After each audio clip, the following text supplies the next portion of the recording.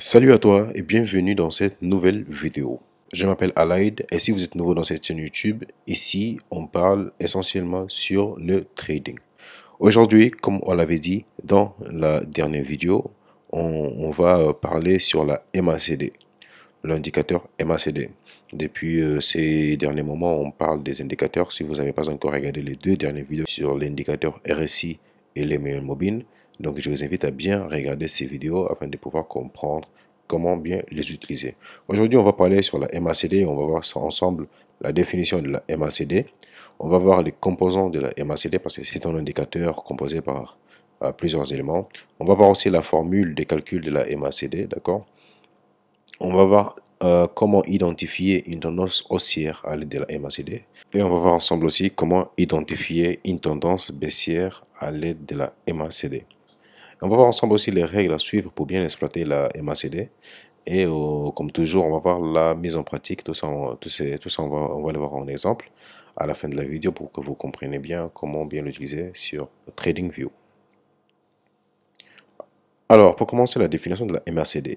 La MACD, Moving Average and Convergence Divergence, en français convergence et divergence des moyennes mobiles, est un indicateur très utilisé, tout comme le RSI, comme on a vu dans la dernière vidéo.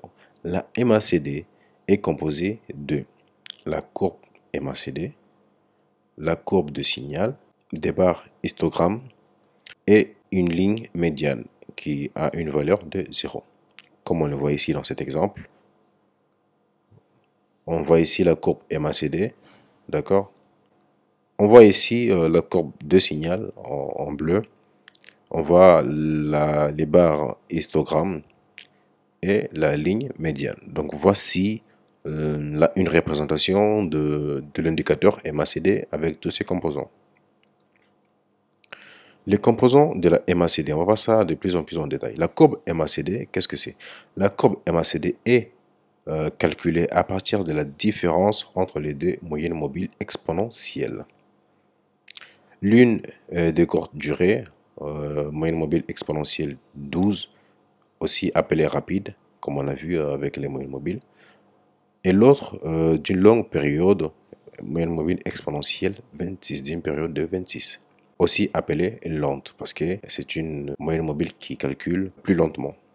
La courbe de signal est une moyenne mobile exponentielle de 9 sur une durée de 9 périodes de la courbe MACD. Donc, la deuxième courbe de signal, c'est la moyenne mobile de la courbe MACD. D'accord? Voilà.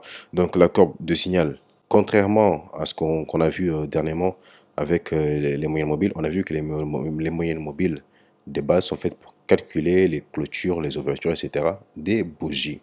Mais ici, avec la courbe de signal, elle est faite pour calculer les périodes de la courbe MACD, comme on le voit ici, tout en premier. On a aussi l'histogramme représente l'écart entre les deux courbes. Quelle courbe? La courbe MACD et la courbe de signal. Et aussi les moments où elles se croisent. Donc l'histogramme va nous donner trois informations. La première information, c'est quand les moments où les deux courbes, on va dire la courbe MACD et la courbe de signal sont proches, et le moment quand elles sont éloignées l'une de l'autre, et le moment où elles se croisent. Ensuite, on va voir ici la formule du calcul de la courbe MACD. D'accord? Le calcul de la courbe MACD, c'est valeur MACD égale moyenne mobile exponentielle 12 moins moyenne mobile exponentielle 26. Donc la formule du calcul de la courbe MACD, comme on voit ici en premier moment, elle est calculée à base de cette formule. La courbe de signal, elle est calculée sur la valeur de la MACD. Donc c'est sur la valeur qu'on a comme résultat de la courbe MACD. Donc la formule du calcul des barres histogrammes, c'est valeur MACD moins valeur courbe de signal. Donc voici un peu ce qui concerne les formules de calcul pour chacune de ces trois composants de la MACD. Mais on voit bien ici qu'en premier le calcul de la courbe MACD, c'est la valeur MACD égale la valeur de la moyenne mobile 12 moins la valeur de la moyenne mobile 26. Et la formule du calcul de la courbe de signal est la valeur de la MACD qui donne une moyenne mobile de 9. La formule du calcul pour les barres histogrammes, c'est la valeur de MACD moins la valeur de courbe de signal. Donc, comment identifier une tendance haussière avec la MACD? Parce que c'est ça l'essentiel. Si on utilise les indicateurs techniques, c'est pour qu'ils nous donnent des informations sur le marché. Alors, pour identifier une tendance avec la MACD, on va devoir utiliser tous ces éléments et les comparer en regardant leur direction ainsi que leur positionnement. On vient de voir des composants de la MACD. Et ces trois composants, chacun va nous donner des informations concrètes sur l'état du marché. On va devoir utiliser ces trois composants, d'accord, pour pouvoir avoir une information concrète sur l'état du marché. Pour identifier un marché haussier avec la MACD, qu'est-ce qu'on doit faire? On va d'abord regarder la courbe de signal et s'assurer qu'elle évolue en dessus de la courbe MACD. Premièrement, on va regarder la courbe de signal. La courbe de signal, c'est la courbe qu'on a vue. Deuxièmement, la courbe de la MACD, donc elle doit évoluer en dessus de la courbe MACD parce que c'est une moyenne mobile rapide. D'accord? Parce qu'elle calcule une période vraiment inférieure, une période de 9 comme on l'a vu. Deuxièmement, les deux courbes, la courbe de signal et la courbe MACD, doivent être en dessus de la ligne 50, la ligne médiane, comme on a vu. D'accord? Donc, les deux courbes doivent être en dessus de la ligne 50 de la MACD. Les barres histogrammes doivent être en dessus de la ligne médiane aussi, comme on l'a vu. C'est ça qui représente en gros les marchés haussiers, comme on le voit ici dans cet exemple. On va premièrement, comme on dit, la courbe de signal doit évoluer en dessus de la courbe MACD. Donc on voit ici en représentant la courbe de signal en bleu et la courbe MACD en rouge. On voit bien que la courbe de signal évolue, d'accord, en dessus de la ligne de la courbe de la MACD.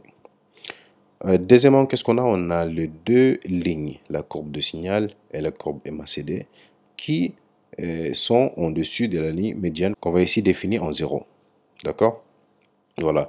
Donc la ligne médiane peut être une ligne 0 ou peut être une ligne 50. Donc c'est à vous de décider quelle valeur vous voulez mettre. Donc, ici, dans cet exemple, comme on le voit, c'est une valeur de 0. Les barres histogrammes aussi, voilà, on doit regarder les barres histogrammes, troisième élément qui doit être en dessus aussi de la ligne médiane. D'accord? Voilà un peu ce que représente en MACD avec l'information qu'il nous donne sur le marché en étant haussier. Alors maintenant, comment identifier une tendance baissière avec la MACD? Pour identifier une tendance baissière avec la MACD, on va se baser sur les mêmes critères mais inversement.